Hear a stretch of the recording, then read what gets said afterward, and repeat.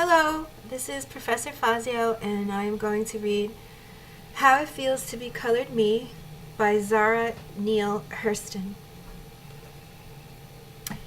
How it feels to be colored me? I am colored, but I offer nothing in the way of extenuating circumstances except the fact that I'm the only Negro in the United States whose grandfather on the mother's side was not an Indian chief. I remember the very day that I became colored. Up to my 13th year, I lived in the little Negro town of Eatonville, Florida. It is exclusively a colored town. The only white people I knew passed through the town going to or coming from Orlando. The native whites rode dusty horses. The northern tourists chugged down the sandy village road in automobiles. The town knew the southerners and never stopped cane chewing when they passed, but the northerners were something else again. They were peered at cautiously from behind curtains by the timid. The more venturesome would come out on the porch to watch them go past, and got just as much pleasure out of the tourists as the tourists got out of the village. The front porch might seem a daring place for the rest of the town, but it was a gallery seat to me. My favorite place was atop the gatepost, proscenium box for a born first-nighter. Not only did I enjoy the show, but I didn't mind the actors knowing that I liked it. I usually spoke to them in passing. I'd wave to them and they'd return my salute. I would say something like this: "Howdy do well.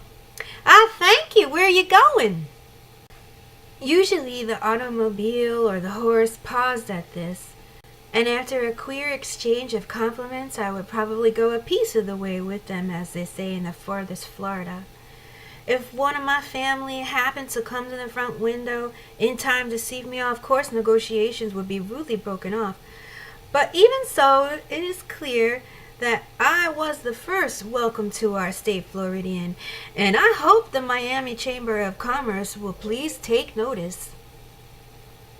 During this period, white people differed from colored, to me, only in that they rode through the town and never lived there. They liked to hear me speak pieces and sing, and wanted to see me dance and parse mala, and gave me generously of their small silver for doing these things, which seemed strange to me, for I wanted to do them so much that I needed bribing to stop. Only they didn't know it. The colored people gave me no dimes. They deplored any joyful tendencies in me. But I was Zora, nevertheless. I belonged to them, to the nearby hostels, to the county. Everybody's Zora. But changes came in the family when I was 13. I was sent to school in Jacksonville. I left Eatonville, the town of the oleanders, as Zara. For those of you who don't know, an oleander is a poisonous flower.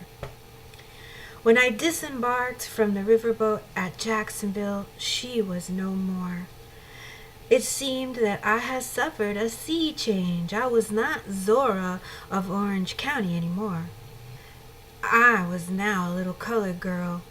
I found out in certain ways, in my heart as well as in my mirror. I became a fast brown, warranted not to rub nor run.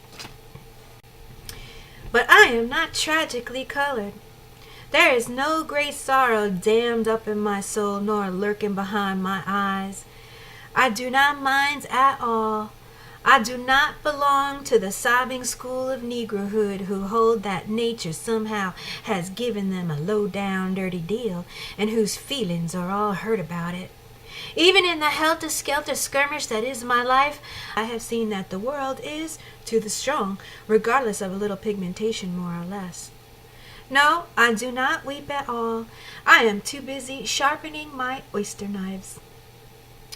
Someone is always at my elbow reminding me that I'm the granddaughter of slaves. It fails to register depression with me. Slavery is 60 years in the past. The operation was successful, and the patient is doing well, thank you. The terrible struggle that made me an American out of a potential slave said, on the line. The Reconstruction said, get set. And the generation before said, go. I am off to flying start, and I must not halt in the stretch to look behind and weep. Slavery is the price I paid for civilization, and the choice was not with me. It is a bully adventure, and worth all that I have paid through my ancestors for it. No one on earth ever had a greater chance for glory. The world to be won, and nothing to be lost. It is thrilling to think, to know, that for any fact of mine I shall get twice as much praise or twice as much blame. It is quite exciting to hold the center of the national stage with the spectators not knowing whether to laugh or weep. The position of my white neighbor is much more difficult. No brown specter pulls up a chair beside me when I sit down to eat, and no dark ghost thrusts its leg against mine in bed. The game of keeping what one has is never so exciting as the game of getting. I do not always feel colored. Even now I often achieve the unconscious Zora of Eatonville before the Hygera. I feel most colored when I'm thrown against a sharp white background. For instance, at Barnard. Beside the water of the Hudson, I feel my race. Among the 1,000 white persons, I am the dark rock surged upon, overswept by a creamy sea. I am surged upon and overswept, but through it all, I remain myself. When covered by the waters, I am, and the ebb but reveals me again. Sometimes it's the other way around. A white person is set down in our midst, but the contrast is just as sharp for me. For instance, when I sit in the drafty basement that is the New World cabaret with a white person, my color comes. We enter chatting about any little nothing that we have in common, and we are seated by the jazz waiters. In the abrupt way that jazz orchestras have, this one plunges into a number. It loses no time in circumlocutions, but gets right down to business. It constricts the thorax and splits the heart with its tempo and narcotic harmonies. This orchestra grows rambunctious and rears on its hind legs and attacks the tonal veil with primitive fury, rendering it, clawing at it, until it breaks through to the jungle beyond. I follow the heathen, follow them exultingly, and I dance wildly inside. I yell within, I whoop, I shake my sajai above my head. I hurl it true to the mark, yow! And I am in the jungle and living in the jungle way. My face is painted red and yellow, and my body is painted blue. My pulse is throbbing like a war drum. I want to slaughter something, give pain, give death to what? I don't know. But the piece ends.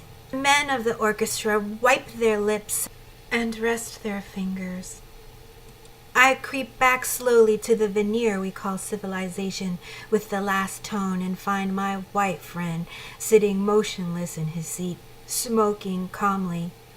Good music they have here, he remarks, drumming on the table with his fingers. Music? The great globs of purple and red emotions have not reached him. He has only heard what I felt. He is far away, and I see him but dimly across the ocean and the continent that have fallen between us. He is so pale with his whiteness then, and I am so colored. At certain times, I have no race. I'm me. When I set my hat at a certain angle and saunter down 7th Avenue, Harlem City, feeling as snooty as the lions in front of 42nd Street Library, for instance, So far as my feelings concerned, Peggy Hopkins Joyce on the Boule Miche, with her gorgeous remnant, stately carriage, knees knocking together in the most aristocratic way, has nothing on me. The cosmic Zora emerges. I belong to no race nor time. I am the eternal feminine with its string of beads. I have no separate feeling about being an American citizen and colored. I am merely a fragment of the great soul that surges within the boundaries. My country, right or wrong. Sometimes I feel discriminated against, but it does not make me angry. It merely astonishes me. How can any deny themselves the pleasure of my company? It's beyond me. But in the main I feel like a brown bag of miscellany propped against the wall. Against the wall in the company of other bags, white, red, and yellow. Pour out the contents and there is discovered a jumble of small things priceless and worthless. A first water diamond, an empty spool, bits of broken glass, lengths of string, a key to a door long since crumbled away, a rusty knife blade, old shoes saved for a road that never was and never will be, a nail bent under the weight of things too heavy for any nail, a dried flower or two still a little fragrant. In your hand is the brown bag. On the ground before you is the jumble it held, so much like the jumble in the bags. Could they be emptied, that all might be dumped in a single heap, and the bags refilled without altering the contents of any greatly? A bit of colored glass, more or less, would not matter. Perhaps that is how the great stuffer of bags filled them in the first place. Who knows?